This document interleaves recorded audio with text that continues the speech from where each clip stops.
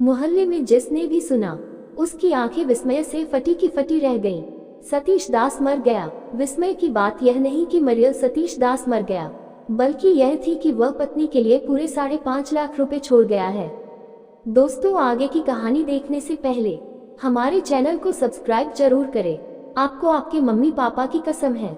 चलो चलते हैं कहानी की ओर। कोई सोच भी नहीं सकता था कि पैबंद लगे अधमेले कपड़े पहनने वाले, रोज पुराना सा छाता बगल में दबाकर सवेरे घर से निकलने वाले, रात में देर से लौटने वाले सतीश के बैंक खाते में 5.5 लाख की मोटी रकम जमा होगी। गली के बड़े बूढ़े सिर हिला हिला कर कहने लगे, इसे कहते हैं तकदीर। अच्छा खाना पहनना भाग्य में नहीं लिखा था, पर बीवी को लखपति बना गया। कुछ ने मन ही मन अफसोस भी किया कि पहले पता रहता तो किसी बहाने कुछ रकम कर्ज में ऐंठ लेते। अब कौन आता वसूल करने।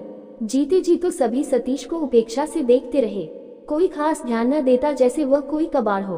किसी से न घनिष्ठता, न कोई सामाजिक व्यवहार। देर रात चुपचाप घर आना, खाना खाकर सो जाना और सवेरे 8 बजे तक बाहर।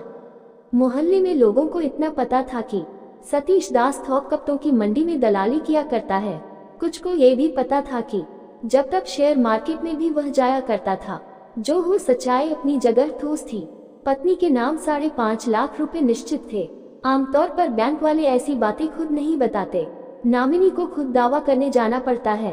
वह तो बैंक का क्लर्क सुभाष गली में ही रहता है, उसी ने बात फैला दी।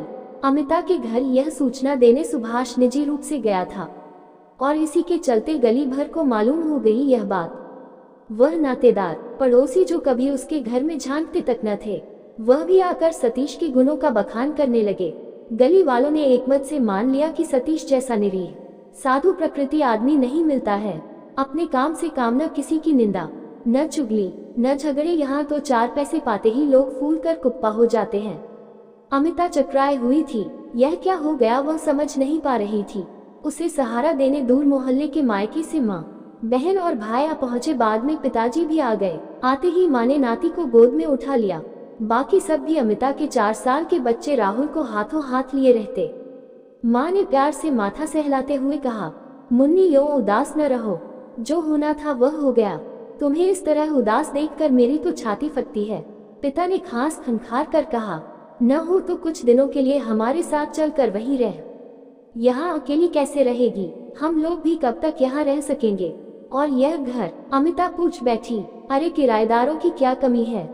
और कोई नहीं तो तुम्हारे मामा रघुपति को ही रख देते हैं, उसे भी डेरा ठीक नहीं मिल रहा है। अपना आदमी घर में रहेगा तो अच्छा ही होगा। सुनते हो जी? माँ बोली। बेटी की सूनी कलाई देख मेरी छाती फटती है।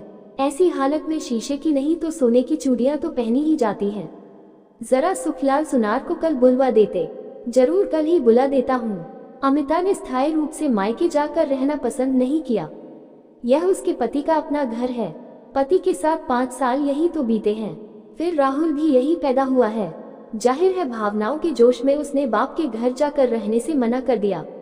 सुभाष चंद्र के प्रयास से वह बैंक में मैनेजर से मिलकर पति के खाते की स्वामिनी कागज पत्रों पर हो गई पासबुक। चेकबुक मिल गई और फिलहाल के जरूरी खर्चों के लिए उसने 25,000 की रकम भी बैंक से निकाल ली। अब वह पहले वाली निरीह गृहिणी अमिता नहीं, बल्कि अधिकार भाव रखने वाली संपन्न अमिता है। राहुल को नगर निगम के स्कूल से हटाकर पास के ही एक अच्छे पब्लिक स्कूल में दाखिल करा दिया। अब उसे स्कूल की बस लाती और ले जाती है। बेटी घर में अकेली कैसे रहेगी, ये सोचकर माँ और छोटी बहन वीना वहीं रहने लगी। वीना वहीं से स्कूल पढ़ने जाने लगी। छोटा भाई भी रोज 1-2 बार आकर पूछ जाता। अब एक काम वाली रख ली गई, वरना पहले अमिता ही चौका बर्तन से लेकर साफ सफाई का सब काम करती थी। अमिता के मायके का रुख देखकर आस पड़ोस की औरतों ने आना लगभग छोड़ सा दिया। अमिता और उसके मायके वालों की मोहल्ले भर में कटु आलोचनाएं होने लगी। पैसा क्या मिला, दिमाग आसमान पर चढ़ गया है। कोई पूछे तमाम दुनिया में तुम ही एक अनोखी लखपति हो क्या? हम तो गए थे हालचाल पूछने, घड़ी 2 घड़ी बातचीत करने, लेकिन घर वाले यूं घूर कर देखते हैं जैसे कुछ चुराने या मांगने आए हों। लानत भेजो जी, तुम देखना घर वाले सारा पैसा चूस कर अमिता को छोड़ देंगे। पड़ोसियों की इन बातों से अमिता अनजान नहीं थी। माँ ने अफसोस से कहा, कैसा सूना सूना लगता है बेटी का गला। बेटी मेरा हार यूं ही पड़ा है, ठहरो ला देती हूँ, गले में कुछ डाले रहो। यही माँ है, अभी 2 साल की ही तो बात है। सतीश के साथ एक विवाह में अमिता को जाना पड़ा था। यूं तो वह कहीं साथ नहीं जाते थे, लेकिन एक थोक कपड़ा व्यापारी सतीश के खास दोस्त थे। उनके घर विवाह में वह सब परिवार वहां निमंत्रित थे। अमिता के कानों में हल्के रिंग थे, लेकिन कलाई और गले में भी तो कुछ चाहिए। सूना गला नहीं जचता था। माँ से हार मानने गई थी कि शादी में पहनेगी और वापस कर देगी, लेकिन माँ ने ये कहकर साफ इनकार कर दिया था कि शादी ब्याह की भीड़ में कोई छीन कर भाग जाएगा तो। और आज वही माँ उसके सूने गले में अपना वही हार डालने को बेचैन है। मन में कितनी कटु बातें उमड़ी, लेकिन वह बोली, नहीं माँ, वह पुराने फैशन का हार मुझसे नहीं पहना जाएगा। मैं हार बनवा लूंगी। कई बार सतीश से वह झगड़ी थी। कहीं आना जाना हो तो गले में कुछ तो चाहिए।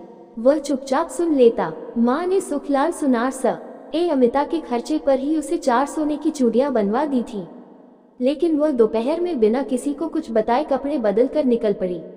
जौहरी बाजार उसका देखा हुआ था। रिक्शे से सीधी वहीं पहुंची और एक दुकान में घुस गई। दुकानदार ने हार दिखाए। दाम पूछकर उसने एक हल्का सा किंतु कीमती हार चुन लिया।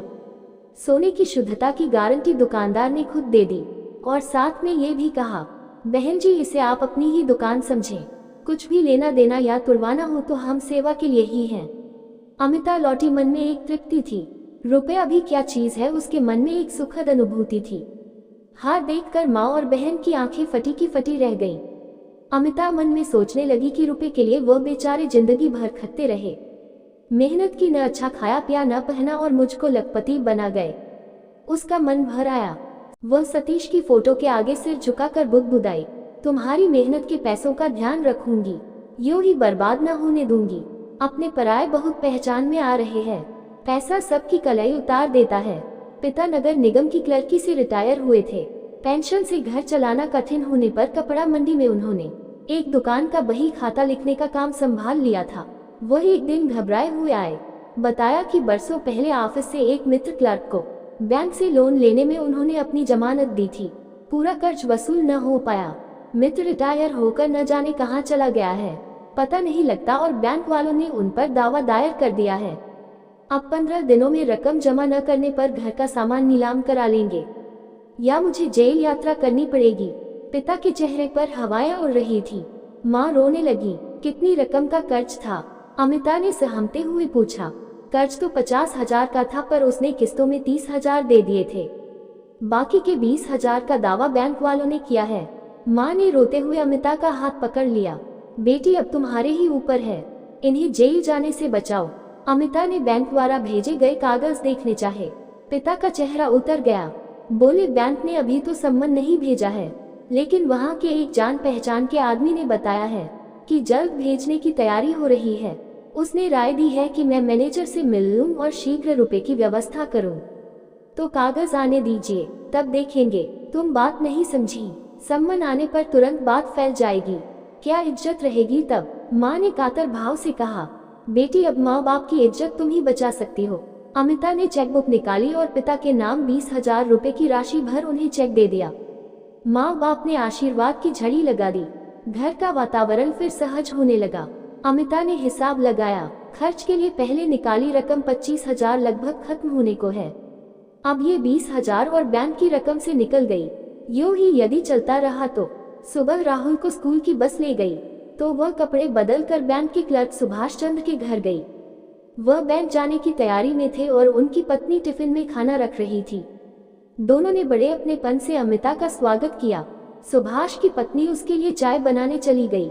सुभाष जी, अमिता बोली, मैं सोचती हूँ कि बैंक में पड़ी रकम के लिए कुछ ऐसा उपाय हो कि जब तक उसमें से रुपए निकाले न जा सके, सुरक्षित रहें। वही तो मैं आपको राय देना चाहता था, सुभाष चंद्र ने उत्साह से कहा। आपने कल 20,000 का एक चेक बुनवाया है। मेरी सलाह मानिए तो पूरी रकम को 5 साल के लिए फिक्स्ड डिपॉजिट में डाल दें। ब्याज भी अधिक मिलेगा और रकम भी सुरक्षित रहेगी। उन्होंने अमिता को विस्तार से चालू और सावधिक खातों के बारे में समझाया। अमिता ने राहुल की फीस, किताब, कॉपी, कपड़ों और अपने अन्य खर्चों के बारे में बताया तो सुभाष ने कहा, आपकी जो जमा रकम है उस पर हर साल 25,000 से ज्यादा का ब्याज मिलेगा। आप प्रतिमाह 2,000 उसमें से ले सकती हैं। इसके लिए आपको बैंक को लिखित रूप में देना होगा। इतने में तो आपके जरूरी घरेलू खर्च चल जाने चाहिए। उन्होंने राहुल को नॉमिनी बनाते हुए अमिता को अपना जीवन बीमा करा लेने की सलाह भी दी। अमिता के आगे सुरक्षा का नया संसार खुल गया। मन की चिंता दूर हो गई। सुभाष के साथ वह बैंक गई और जमा राशि को फिक्स डिपॉजिट में करवा देने की कार्रवाई उसी दिन पूरी कर दी। बैंक से फोन कर सुभाष ने बीमा कार्यालय के एक एजेंट को वहां बुलवाया और अमिता से परिचय कराते हुए जीवन बीमा पॉलिसी के बारे में बातें की। एजेंट विवेक ने अमिता को विभिन्न पॉलिसियों के बारे में समझाया और शाखा कार्यालय में ले जाकर फॉर्म भरवाने के साथ साथ अन्य जांचों की भी कार्रवाई पूरी करा दी। बीमे की किस्त अमिता को हर 3 माह पर नकद देनी थी। विवेक ने जिम्मा लिया कि वह समय पर आकर रुपए ले जाकर कागजी कार्रवाई निपटा देगा। अमिता लगभग 4 बजे घर पहुंची तो सब चिंतित थे। माँ ने पूछा, इतनी देर कहाँ लगा दी बेटी? बैंक गई थी माँ, कुछ और भी जरूरी काम थे। घर वालों के चेहरे आशंकाओं से घिर गए कि बैंक क्या करने गई थी, पर पूछने का साहस किसी में न हुआ। 2 दिन बाद छोटा भाई ललित आया और बोला, दीदी, कॉलेज से 20 लड़कों का एक ग्रुप विंटर वेकेशन में गोवा घूमने जा रहा है। हर लड़के को 5000 जमा करने पड़ेंगे। अमिता ने सख्ती से कहा, अभी गर्मियों की छुट्टी में तुम मसूरी घूमने गए थे न? हर छुट्टी में मटर गश्ती गलत है। तुम्हें छुट्टियों में यहीं रहकर वार्षिक परीक्षा की तैयारी करनी चाहिए। मैं इतने रुपए न जुटा सकूंगी। ललित का चेहरा उतर गया। माँ भी अमिता का रुख देख कुछ न कह सकी। 3 माह पूरे होने पर विवेक आकर बीमे की किस्त ले गया और कागजों पर उससे हस्ताक्षर भी कराए। अमिता ने साफ शब्दों में माँ को बता दिया कि उसे अब राहुल की फीस और ललित की कोचिंग की फीस ही देने योग्य आय होगी। वीणा की फीस पिताजी जैसे पहले देते थे दिया करें। विवेक की सलाह से अमिता ने एक स्वयंसेवी संस्था की सदस्यता ग्रहण कर ली। उसके कार्यक्रमों में वह अधिकतर घर के बाहर ही रहने लगी।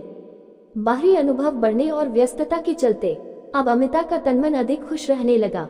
विवेक से अमिता की अच्छी पटने लगी। अक्सर दोनों साथ ही बाहर घूमने फिरने निकलते। ये देखकर माँ पिता सहमते, किंतु सयानी और लखपति बेटी को क्या कहते। उसके कारण घर की हालत बदली थी। साल भर बाद ही एक दिन अमिता माँ से बोली, माँ, मैंने विवेक से विवाह करना तय कर लिया है। तुम्हारा आशीर्वाद चाहिए। माँ को तो कानों पर विश्वास ही न हुआ। हतप्रभ सी खड़ी रह गई। बगल के कमरे से पिताजी भी आ गए। क्या हुआ? मैं क्या सुन रहा हूँ? मैं विवेक के साथ विवाह करने जा रही हूँ। आशीर्वाद दे। माँ फट पड़ी। तेरी बुद्धि तो ठीक है, भला कोई विधवा। तभी विवेक आ गया। उसे देखकर माँ खामोश हो गई, लेकिन आते आते उसने उनकी बातें सुन ली थी। अंततः हंसकर विवेक बोला, माँ जी, आप किस जमाने की बात कह रही हैं? अब जमाना बदल गया है। अब विधवा की दोबारा शादी को बुरा नहीं समझा जाता। जब हमें कोई आपत्ति नहीं है तो दूसरों से क्या लेना देना। खैर, आप लोगों का आशीर्वाद हमारे साथ है, ऐसा हमने मान लिया है। चलो अमिता। उसी दिन आर्य समाज मंदिर में उनका विवाह संपन्न हो गया। मन में सहमति न रखते हुए भी अमिता के माता पिता व भाई बहन विवाह समारोह में शामिल हुए। माँ पिता ने कन्यादान किया। विवेक के घर में केवल माँ और छोटी बहन थी और विवेक के ऑफिस के सहयोगी भी पूरे उत्साह के साथ सम्मिलित हुए। साथियों ने निकट के रेस्तरां में नव दंपति के साथ सबकी दावत की। अमिता ने माँ पिता के पैर छुए। फिर अमिता के साथ सभी लोग उसके घर आ गए तो विवेक की माँ ने कहा, समधी जी, अब अमिता को विदा कीजिए। वह अब मेरी बहू है, उसे अपने घर जाने दें। पिता की जबान खुली, लेकिन राहुल, विवेक की माँ ने हंस कर कहा। राहुल विवेक को बहुत चाहता है। विवेक भी उसे अपने बेटे की तरह प्यार करता है। बच्चे को उसका पिता भी तो मिलना चाहिए। अमिता बोली, पिताजी, मेरे इस घर को फिलहाल किराए पर उठा दें। उस पैसे से भाई बहनों की पढ़ाई, घर की देखभाल आदि का खर्च निकल आएगा। चलते समय विवेक ने अमिता के माता पिता से कहा, पिताजी, मैंने अमिता से स्पष्ट कह दिया है कि तुम्हारा जो धन है वो तुम्हारा ही रहेगा, तुम्हारे ही नाम से रहेगा। मैं खुद अपने परिवार, पत्नी और पुत्र के लायक बहुत कमा लेता हूँ। आप ऐसा न सोचे कि उसके धन के लालच से मैंने शादी की है। वह उसका, राहुल का है। फिर माता पिता के पैर छूकर विवेक और अमिता थोड़े से सामान और राहुल को साथ लेकर चले गए। दोस्तों, कहानी कैसी लगी हमें कमेंट्स करके जरूर बताना। और भी ऐसे बेहतरीन कहानी वीडियो के लिए अभी हमारे YouTube चैनल को सब्सक्राइब भी जरूर कर लेना।